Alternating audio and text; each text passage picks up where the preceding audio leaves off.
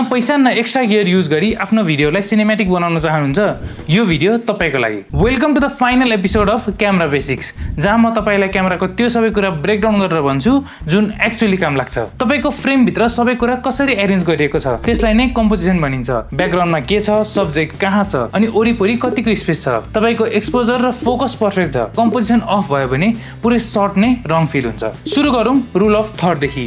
आफ्नो फ्रेमलाई 9 वटा भागमा डिभाइड गर्नुस् र आफ्नो सब्जेक्टलाई कुनै लाइनमा या यो लाइनको क्रसिङ पोइन्टमा राख्नुस्। यसले गर्दा तपाईको फ्रेम राम्रो देखिन्छ। होरिजेन्टल फ्रेममा यसले काम गर्छ, तर भर्टिकल फ्रेम जस्तै कि यो भिडियोमा यो रुल अलि डिफरेन्ट वेमा अप्लाई हुन्छ।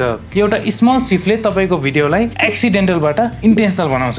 लिडिङ लाइन, यसले हाम्रो आँखालाई डाइरेक्टली सब्जेक्टतिर फोकस गराउँछ र हाम्रो आँखाले यो लाइन अटोमेटिकली फलो गर्छ। हेडरुम, यो भनेको तपाईको टाउकोको माथि र फ्रेमको टप बीचको स्पेस हो।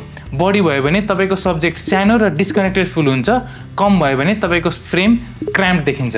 भर्टिकल भिडियोमा त अझ यो बडी म्याटर गर्छ किनकि तपाईसँग ब्यालेन्स गर्नलाई विथ हुँदैन। नेगेटिभ स्पेस, यो भनेको तपाईको सब्जेक्ट वरिपरिको खाली स्पेस हो। पुरै फ्रेम फिल गर्नुभन्दा खाली स्पेस राख्नुभयो भने तपाईको सब्जेक्ट स्ट्यान्ड आउट गर्छ। भर्टिकल फर्मेटमा स्पेसली पावरफुल हुन्छ। त्यो एक्स्ट्रा हाइटले ब्रिदिङ रुम दिन्छ जुन ल्यान्डस्केपमा हुँदैन। यो सबै रुल हरेक पल्ट फलो गर्नु पर्दैन। एकचोटि तपाईले बुझ्नु भएपछि आफ्नै हिसाबले युज गर्न सक्नुहुन्छ। सो आजको लागि यति नै। This is the final episode of camera basics.